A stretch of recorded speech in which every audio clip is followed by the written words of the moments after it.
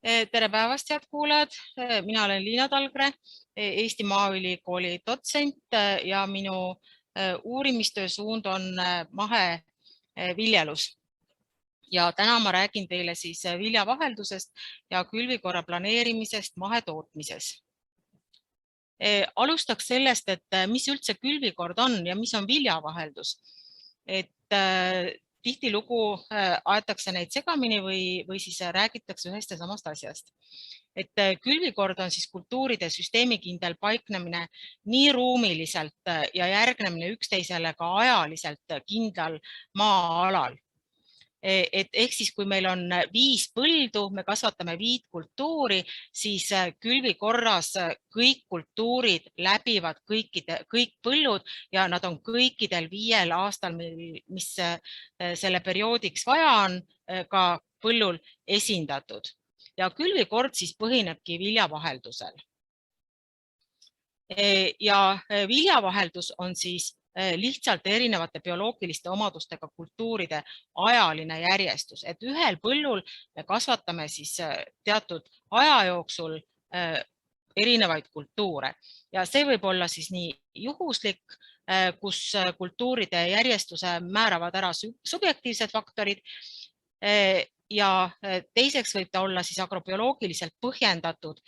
See on kultuuride bioloogilistest iseärasustest tulenevalt nõudlust keskkonnatingimuste suhtes arvestav. Maheviljeluses on külvikorra planeerimine hästi oluline, sest õigesti planeeritud külvikorraga surutakse alla umbrohud, takistatakse haiguste ja kahjurite levikut ning rikastatakse mulda, eriti just lämmastikuga ja liblikõielised toovad siis ka sügavamatest mullakihtidest oma juurtega üles fosforit ja kaaliumi.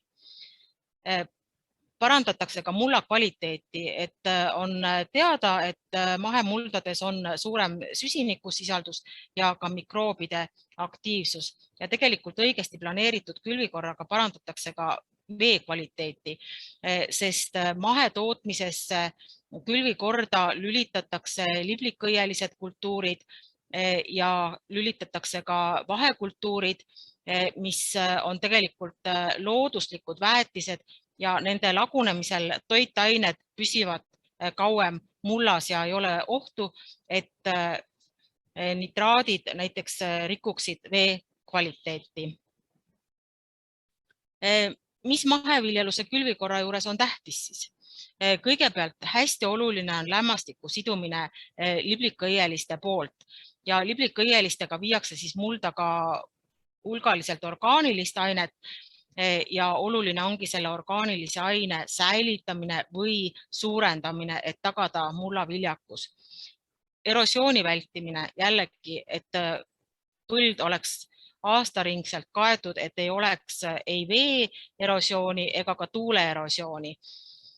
Siis kindlasti sügavajuureliste taimedega toitainete kogumine, mulla künnikihti, kus siis meie põllukultuurid saavad neid kasutada. Külvikorraga surutakse alla ka patogeene ja katkestatakse nii patogeenide kui ka kahjurite elutsüklid.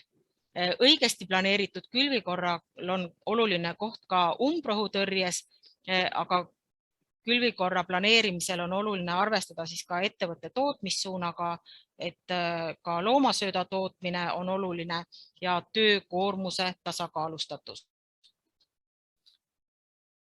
Mahetootmisesse sobiva külvikorra kavandamisel tuleks siis arvesse võtta järgnevaid tegureid, et kõigepealt põhjalikult läbi mõelda ettevõtte külvikord, milliseid põllukultuure üldse soovitakse kasvatada ja mida ka saadakse müüa. Et hästi palju sõltub sellest turu võimalustest. Siis oluline on vajalike sisendite kättesaadavus, seemned, külvi- ja koristusseadmed ja muud sisendid. Tuleb arvestada ka ilmastiku ja mullastikuga, et mulla füüsikalised, keemilised ja bioloogilised omadused ja üldine mullaviljakus mängivad hästi olulist rolli kultuuride planeerimisel. aga samuti ka sademete hulk, temperatuur ja ka kahjurite olemasolu, millega peab kindlasti arvestama. Siis põllukultuuride liigid. Külvikord peaks olema koostatud selliselt, et kasutatakse siis 11 täiendavaid põllukultuuride tüüpe. Et no näiteks teraviljade külvikorras võiks olla kindlasti kaunviljad, mis vastastikku siis stimuleerivad teineteise kasvu. Külvikorra kavandamisel võiks arvestada siis ka taimede juurestikuga, et sügava ja tugeva juurelised külvikultuurid peaks olema külvikorras, mis suudavad tungida sügavale ja nad aitavad parandada ka tekkinud mullatihest, et lähevad sellest mullatihesest kenasti läbi.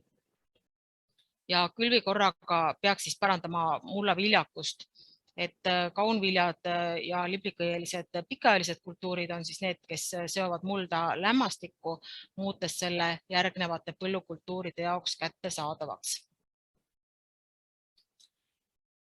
Huumus on mullaviljakuse üks tähtsamaid näitajaid ja seetõttu peaks siis külvikorra planeerimisel arvestama ka sellega, et huumuse bilanss ei muutuks negatiivseks, et pigem ta võiks liikuda sinna positiivse poole peal. Ja millised on siis need kultuurid, mis meil huumusbilanssi nii-öelda vähendavad? Et kõige halvem huumusbilansi seisukohast on must kesa. Et kui me teeme ühe vegetatsiooniperioodi musta kesa põllul, harime seda pidevalt, siis huumus mineraliseerub kiiresti, toitained kaovad, kuna seal ei ole peal ka taimikut, mis selle ära kasutaks. Ja sellisel juhul on huumuse muutus 3 tonni hektari kohta aastas. Huumusbilanss on negatiivne ka nende kultuuride puhul, mida vahelt haritakse, kartul, juurviljad, mais ja nende puhul on siis huumusvaru vähenemine 2 tonni hektari kohta aastas. Aga ka teraviljad ja raps, mis on meie põhilised põllukultuurid, vähendavad huumusvaru 1 tonni võrra aastas. Huumusbilanssi suurendavad kaunviljad, segaviljad, kultuurrohumaad, põldhein ja kõige paremad mullahuumuse seisukohalt on siis pikaajalised liblikõielised kultuurid, lutsern, mesikas, aga ka ristiku puhaskülvid, mis parandavad mullahuumusbilanssi 2 tonni võrra hektari kohta aastas. Ja kui kasvatada vahekultuure, siis nendel on huumusbilansile nüüd küll väiksem mõju võrreldes liblikõielistega, et nende mõjul siis huumusbilanss suureneb 0,2–0,4 tonni hektari kohta aastas. Mõned üldreeglid ka külvikorra kohta, et külvikord mahetootmises peaks siis sisaldama kindlasti toitainete kogumise ja toitainete tarbimise tsükleid. Toitainete kogumise tsüklid on need, mille siis suurendatakse mulla huumusvaru ja seal on hästi olulisel kohal liblikõielised või liblikõieliste segud. Ja toitainete tarbimise tsüklid on siis need, kus kasvatatakse teravilja, kartuleid ja teisi üheaastaseid taimi, kes ise mullaviljakust ei paranda, vaid kasutavadki toitainete kogumise tsüklis nii-öelda kogutud varusid. Siis botaaniliselt selgesti erinevate kultuuride sagedane vaheldumine külvikorras on hästi oluline selleks, et vältida toitainete ühekülgset tarbimist ja tõkestada ka haiguste ja kahjurite ning umbrohtude levikut. Kultuuride liike, millel on ühised haigused, ei tohi üksteise järel kasvatada. Nii näiteks ristõielised on sellised kultuurid, millel peab olema siis pikem vahe, kuna levivad nii haigused kui ka kahjurid. Teraviljad on üldiselt haiguskindlamad ja teraviljadest kõige parema haiguskindlusega on rukis ja kaer ja neid siis soovitataksegi külvi korras kasvatada nisu ja odra haigustsüklite katkestamiseks. Samuti on head haiguste kahjurite tsüklite katkestajad talvised vahekultuurid, mis külvatakse siis talviseks pinnakatteks peale põhikultuuride koristamist. Ja umbrohtude suhtes on siis kõrge konkurentsivõimega liblikõielised kultuurid, aga ka liblikõieliste ja kõrreliste kultuuride segud, talirukis, talitriticale ja seetõttu ongi hästi oluline kasutada neid külvikorra, et suruda alla umbrohtusid. Üheaastased suvi- ja taliteraviljad peaks ka omavahel vahelduma, et takistada just talvituvate ja suviumbrohtude levikut. Taliteraviljad eelviljana võivad suurendada talvituvate umbrohtude, näiteks kesalil, põld, literhein, harili kiirekõrv levikut, aga samas nad vähendavad suviumbrohtude levikut, näiteks valge hanemalts, roomav madar. Ja teraviljadest on siis talirukil kõige suurem mõju umbrohtudele ja rukki puhul tuleb mainida ka seda, et rukis suudab siis alla suruda ka tuulekaera. Ja kui teha teraviljadele liblikõieliste allakülvid, siis need on igal juhul umbrohtude suhtes tugevama konkurentsivõimega, kui on teraviljade puhaskülvid.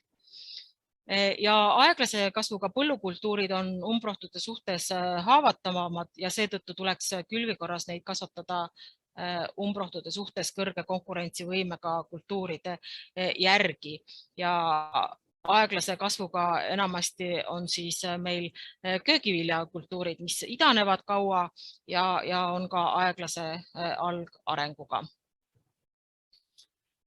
Siis väga soovitav on külvikorras kasvatada võimalikult sügavale mulda tungiva juurestikuga kultuure, liblikõielisega, näiteks ka tatar, mis toovad siis mulla sügavamatest kihtidest mulla omaduste parandamiseks toitaineid üles ja lähevad läbi ka tihenenud mullakihi. Ja pika kasvuajaga ehk siis hilisemad kultuurid ja taliviljad on külvikorras väga omal kohal. Ja varajastele kultuuridele, mis koristatakse juba kas juuli lõpus, näiteks varajased teraviljad, rüps või augusti alguses, hernes näiteks, nende järgi peaks siis kasvatama kindlasti vahekultuure, et mullapind oleks toitainete väljauhtumise vähendamiseks võimalikult pikka aega taimestikuga kaetud. Ja külvikorras soovitatakse ilmastikuriskide vähendamiseks kasvatada nii tali- kui suvikultuure. Ja hästi oluline on ka segaviljaluse kasutamine. Et see on siis mitme kultuuri kasvatamine ühel põllul, et vasakpoolsel pildil on siis segukülv hernest ja odrast, aga ta võib olla näiteks ka vikiherne segukülv ja sellisel juhul siis need liblikõielised aitavad kõrrelistel segudes paremini omastada toiteelemente ja just eristi lämmastikku. Aga siin parempoolsel pildil on nüüd ka segaviljelus, kus siis kultuurid on külvatud või istutatud ridadena ja sellist viljelusviisi on siis üsna lihtne kasutada näiteks köögiviljanduses. Edasi, kui tihti võib mingit kultuuri külvikorras kasvatada, et teraviljad on sellised, mida saabki kasvatada 1 aasta samal kohal ja siis tuleb ta külvata teisele põllule. Et ainult siis rukis on teraviljadest selline, mida saab kasvatada ühel kohal ka 2 aastat järjest. Aga sellised kultuurid, mida saab 2 aastat kasvatada ühel kohal, on ka mais, kõrrelised heintaimed, kanep ja nendel siis 2 aastat ühel kohal kasvatades saak ei vähene. Riistõieliste puhul peaks külvikorras vahe olema vähemalt 3, 4, isegi 5 aastat. Kui on tegemist nuutriga põllul, siis see vahe peaks olema veel pikem ja lina puhul vahe 6 kuni 7 aastat. Ja millest see siis tuleneb? Et kõigepealt sellest, et kultuuridel hakkavad levima erinevad kahjustajad, et nendeks võivad olla siis viirused, seened, nematoodid, aga kultuurid võivad siis nii-öelda iseendale ka halvasti mõjuda, ehk see enesetaluvus on väike. Ja kui nüüd vaadata siin, siis ka ristikul peaks olema 6 aastat vahe, et mõned andmetel ka 3-4 aastat, aga mida pikem see vahe on, siis jällegi seda parem on, kuna ristikul ka võivad levida ohtlikud haigustekitajad, näiteks ristikuvähk. Edasi vaataks seda siis, milline on kultuuride väärtus eelviljana ja eelviljade arvestamisel on lähtutud siis nende mõjust mullale, enesetaluvusest, haiguste, kahjurite, umbrohtude allasurumise võimest ja ka mõjust siis järgneva kultuuri saagile. Ja selle alusel jagatakse kultuurid siis headeks eelviljadeks, keskmiste väärtusega eelviljadeks ja halbadeks eelviljadeks. Ja head eelviljad on siis näiteks mitmeaastased heintaimed, et need on põldhein, karjamaa, kultuurniit, aga ka ristikud, lutsernid ja teised liblikõielised. Mitmeaastaste heintaimede kasvatamisel lisandub mulda üsna suures koguses orgaanilist ainet, mille tulemusena paraneb siis mulla struktuursus ja aktiveerub ka mullaelustik, mis on hästi oluline, sest mullaelustik on see, kes orgaanilise aine nii-öelda läbi töötleb ja mullaelustiku toimel vabanevad siis toitained sellest orgaanilisest ainest ja on kasutatavad järgnevatele kultuuridele. Liblikõielised heintaimed seovad õhulämmastikku ja tekitavad allpool künnikihti ka suure biopooride hulga, mis omakorda parandab oluliselt muldade hüdrofüüsikalisi omadusi ja selle tulemusena suureneb ka vee läbilaskvus. Ja see omakorda soodustab taime juurde tungimist mulda ja omakorda tagab paremad tingimused järelkultuuride saagi moodustumiseks. Head eelviljad on ka kõik rühvelkultuurid ja rühvelkultuurideks on siis kartul, söödajuurviljad, köögiviljad, et kõik need kultuurid, mida kasvuperioodil haritakse vahelt ja ka väetatakse orgaaniliste väetistega, et kas selleks on siis sõnnik, kompostid või midagi muud. Ja kasvuaegse intensiivse harimise tulemusena orgaanika mineralisatsioon, mille tulemusena vabanevad toitained mulda. Kui nüüd harida liiga tihedalt, siis see võib põhjustada mullaviljakuse languse, sest orgaaniline aine laguneb suurel määral ja see võib siis jällegi mõjutada negatiivselt mulla hüdrofüüsikalisi omadusi. Headeks eelviljadeks on ka üheaastased liblikõielised kultuurid, et hernes, vikk, põlduba, aga ka näiteks sojaauba. Ja nende kasvatamisel lisandub mulda orgaanilist ainet ja mügarbakterite poolt seotud õhulämmastikku, kuid nende mõju on oluliselt väiksem kui mitmeaastastel liblikõielistel kultuuridel. Ja need üheaastased liblikõielised kultuurid on näiteks headeks eelviljadeks teraviljadele.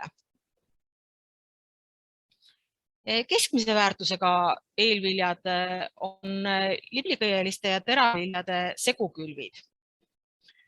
Segukülvide kasvatamisel lisandub mulda rohkem orgaanikat kui teravilja puhaskülvidel ja lisaks seovad liblikõielised ka õhulämmastikku, mis parandavad siis hiljem põhu süsiniku lämmastiku suhet ja see muudab põhu kergemini lagunevaks, et põhu lagunemisel ei teki järgneval kultuuril lämmastiku puudust. Segukülvides väheneb ka teraviljade juureeritiste ja laguproduktide negatiivne mõju järgnevale teraviljale.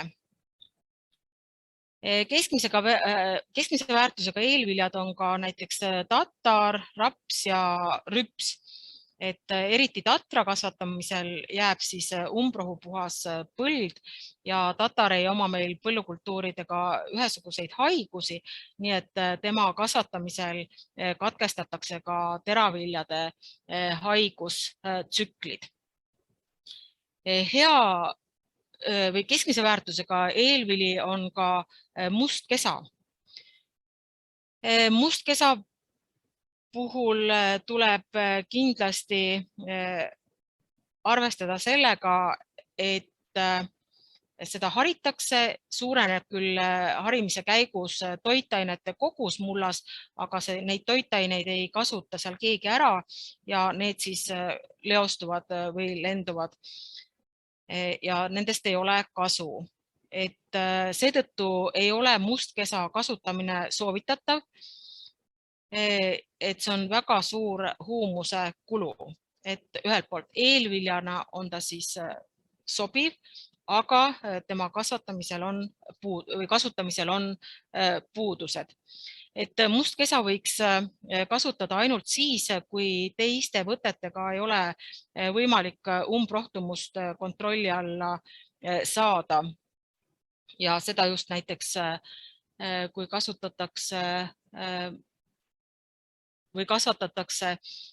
kaua idanevaid köögivilju, mille puhul siis võib tekkida see, et umbrohud saavad kasvueelise, et vajatakse kindlasti hästi umbrohu seemne puhast põldu. Et pigem võiks selle mustkesa asendada näiteks üheks perioodiks siis vahekultuuriga, et ka vahekultuurid suruvad väga hästi umbrohtumust alla ja kui on valitud sellised intensiivse kasvuga head umbrohtude allasurujad, näiteks keerispea, kesaredis, võib-olla ka õlirõigas, et siis ka nende järgi jääb väga puhas põld ja ei ole vaja puhas kesa kasutada. Ja halvad eelviljad on siis teraviljad, sest nende juureeritiste ja taimeosade laguproduktide negatiivne mõju on suur ja pidurdab siis rohkem just teraviljade kasvu ja arengut. Ja teravilja järgnemisel teraviljale tuleks tingimata kasutada siis kõrre koorimist, et seda nii-öelda laguproduktide negatiivset mõju vähendada. Ja koorimine parandab ka mulla fütosanitaarset seisundit, kuna väheneb nii umbrohtumus kui ka haiguste ja kahjurite elutegevust.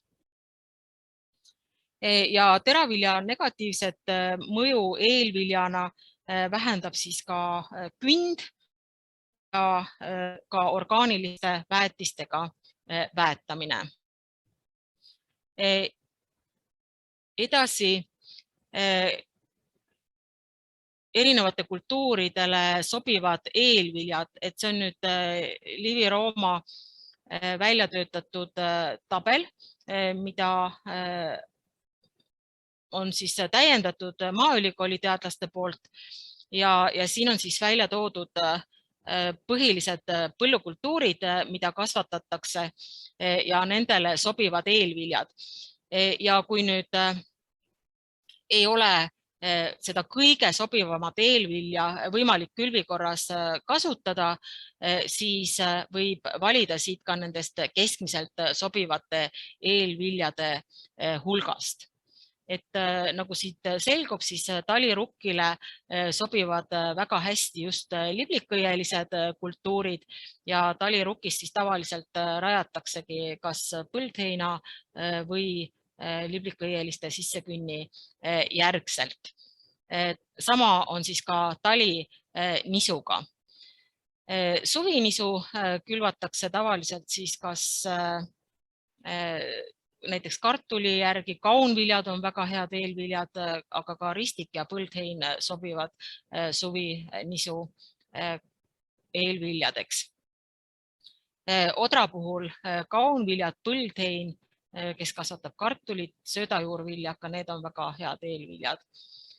Kaerale sobivad samuti needsamad, mis odralegi, aga kaer on selline hea fütosanitar ja kuna ta ei ole ka nii nõudlik eelviljade suhtes, siis kaera sobib külvikorras kasvatada ka taliteraviljade järgselt, odra järgselt, suvinisu järgselt, et selline hea haiguste tsükli katkestaja.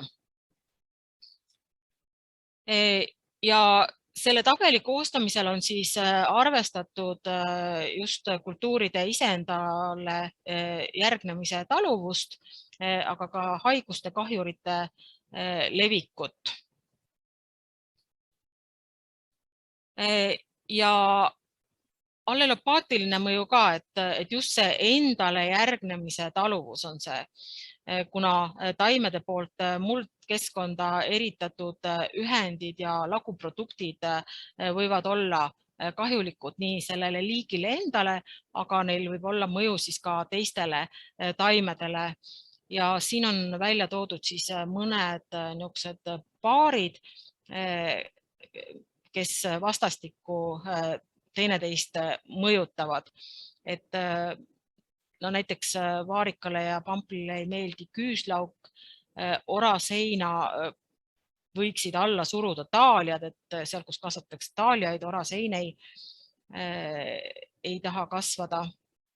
Ja teada-tuntud on see, et koirohukoliinid pidurdavad paljude taimede kasvu.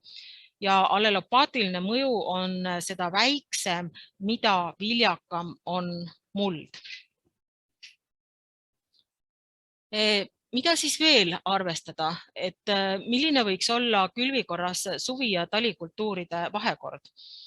Et taliviljade osatähtsus meil järjest kasvab ja osadel taimekasvatajatel on see juba pool või veel isegi rohkem pinnast. Ja taliviljade osakaal võikski jääda siis külvikorras sinna kusagile 0,5–60% juurde, et sellega tagatakse siis tööde aastaringne jaotus ja ühtlane koristuskonveier. Ja liblikõieliste osakaal külvikorras on ka hästi oluline, sest liblikõielised on mullaviljakuse tagajatena külvikorra võtmekultuurid mahetootmises. Ja 15% võiks olla selline optimaalne osakaal mahetootmises, võiks ta olla isegi 20%. ja mida pikema kestusega on liblikõieliste kultuuride kasvuaeg, seda suurem biomass moodustub ja rohkem toitaineid seotakse. Et liblikõielised võiks siis külvata teraviljade allakülvina ja sellel kasvuaastal kohe mitte mulda harida, vaid jätta kas siis ka järgmiseks või koguni ülejärgmiseks aastaks ja siis talivilja eelselt mulda harida. Hästi olulised on külvikorras ka talvised vahekultuurid. Et ühelt poolt nad hoiavad ära toitainete leostumise ja erosiooni sügistalvisel perioodil, aga nad parandavad ka mulla viljakust ja aktiveerivad mulla elustikku. Lisaks sellele seovad siis süsinikku, mis omakorda peaks leevendama kliimamuutuste mõjusid, kaitsevad mulda veepiiskade purustava mõju eest,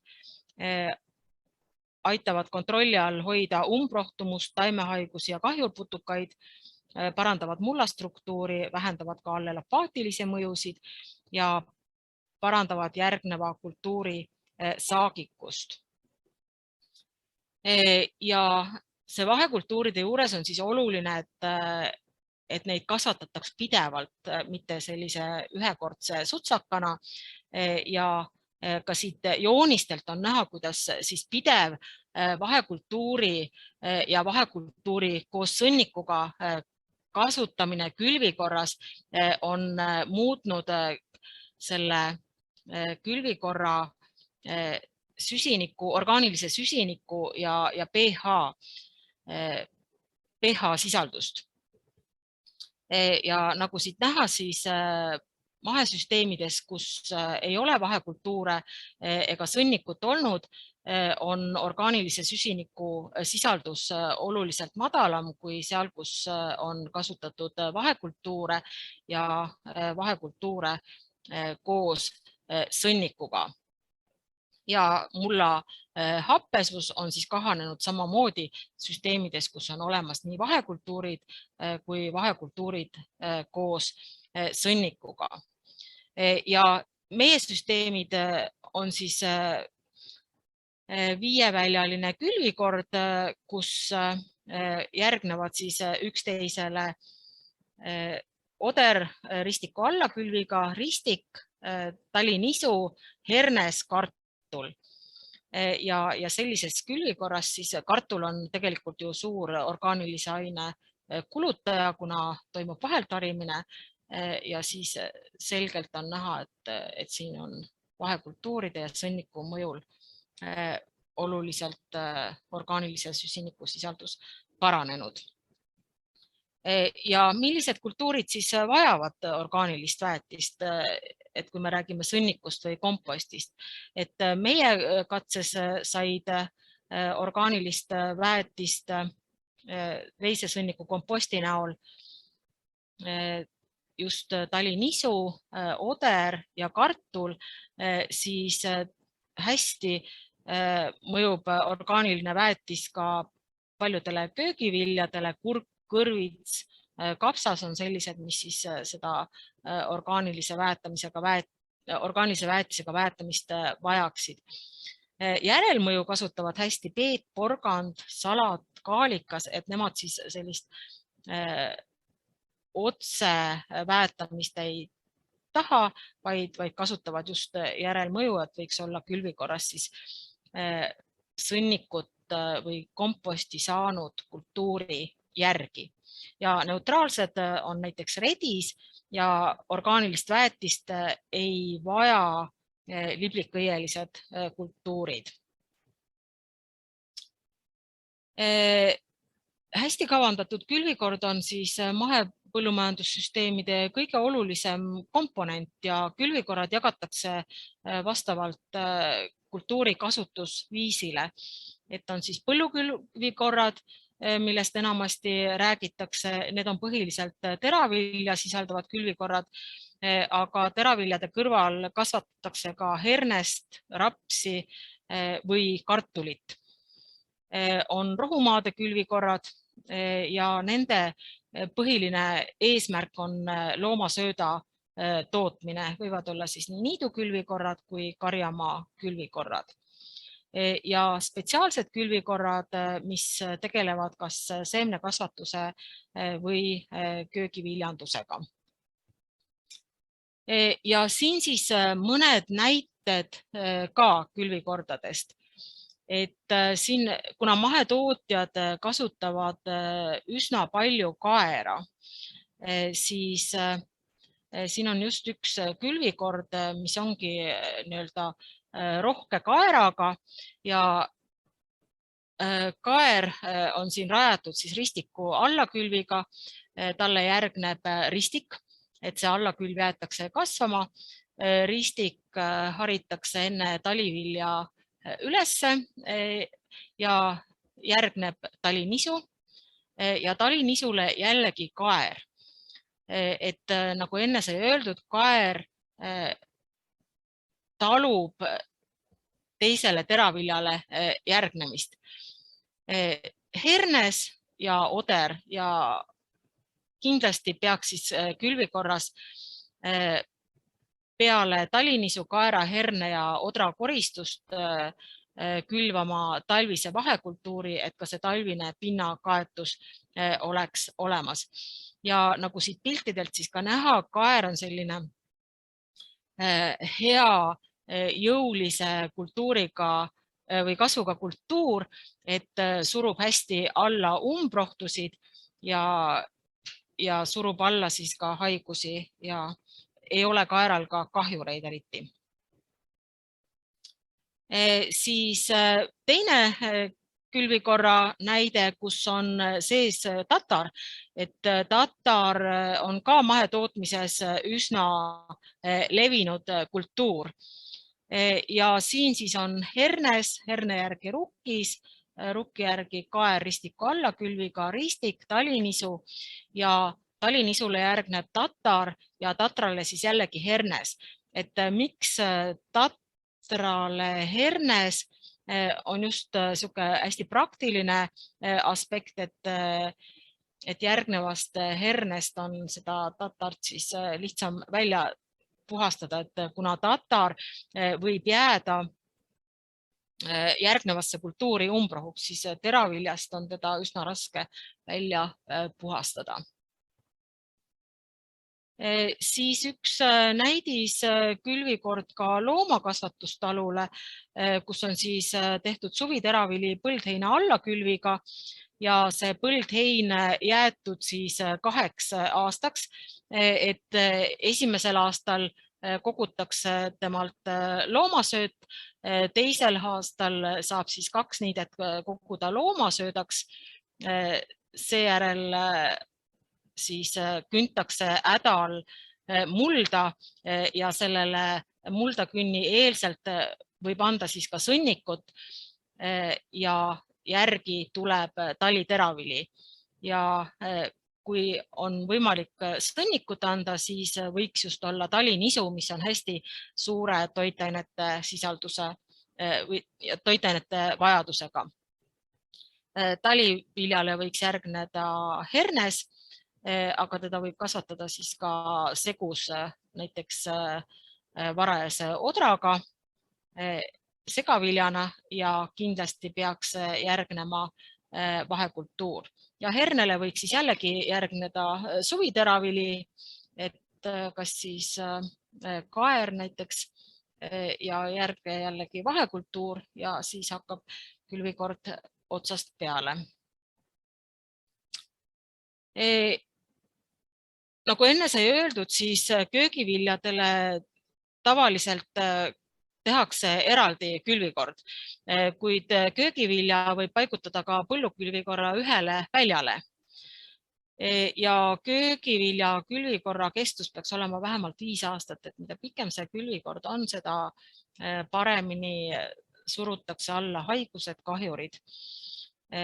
Ja siin on siis näidiskülvikord, mis algab liblikõieliste rikka rohumaaga. Rohumaa ülesharimise järgselt näiteks peakapsas, porrulauk, siis edasi suvivili koos ristiku allakülviga Ja siin nüüd ristik ei jää teiseks aastaks, vaid küntakse kevadel sisse, sellele järgneb sibul, porgand, siis hernes, herne järgi kindlasti vahekultuur ja oder ristiku alla külviga. Ja siin on siis üks külvikord, mis on siis koostatud Prantsusmaal Parasvõetme loomakasvatustalule, et võib-olla siin tuleb natuke kriitiline olla, et kõiki asju me võib-olla ei saa päris üks-ühele üle võtta. Ja esimene aasta siis on ristiku ja kõrrelise seguna rohumaa, sama teisel aastal, sellele järgneb siis talinisu, peale talinisu koristust vahekultuur, seejärel kaer ja vahekultuur, siis põldupa. Põldupa koristatakse suhteliselt hilja, põldua järgi vahekultuuri külvata ei ole mõtet, kuna see kasvuperiood jääb väga lühikeseks. Siis suvispelta, kartul ja tritikaale alla külviga. Et kuna siin on selline teraviljarohke külvikord, siis see kartul külvikorras võib-olla peaks asendama millegi muuga, sest kartuli kasvatus vajab täiesti teistsuguseid masinaid ja meil enamasti teda sellisena külvikorras ei kasutata. Mahetootmises on hästi oluline ka sortide valik, mida me siis külvikorda võtame. Ja nad peaksid siis andma head ja kvaliteetset saaki ka sellise mõõduka või madalama mullaviljakuse korral, et neil sortidel peaks siis olema hea mükorisa moodustamise võime, et parandada just taimede fosfor toitumist ja nad peaksid olema vastupidavad haigustele, kahjuritele, sest mahedas me ei saa kasutada keemilisi taimekaitsevahendeid. Siis need sordid, mis me valime, peavad olema suhteliselt edukad konkureerima ka umbrohtudega ja paremini suudavad umbrohtusid alla suruda siis sellised sordid, mis on kiire algarenguga, teraviljad, mis on pikema kõrrega, laiade lehtedega ja hea võrsumisvõimega. Ja nagu enne ütlesin, mahedas ei kasutata keemilisi taimekaitsevahendid, seetõttu peavad nad olema hea haiguskindlusega, aga ka hea vee ja toitainete omastamise võimega ja tugeva juurestikuga, et saada siis nii-öelda suuremalt pinnalt vett ja toitaineid. Ja neil peaks olema siis ka võime heaks koostööks mulla mikroorganismidega. Ja lõpetuseks siis nii palju, et kindlasti enne külvikorra planeerimist tuleks läbi mõelda põhjalikult ettevõtte külvikord, et mida tahetakse kasvatada, mida saadakse müüa ja millised on kultuuri viljelemiseks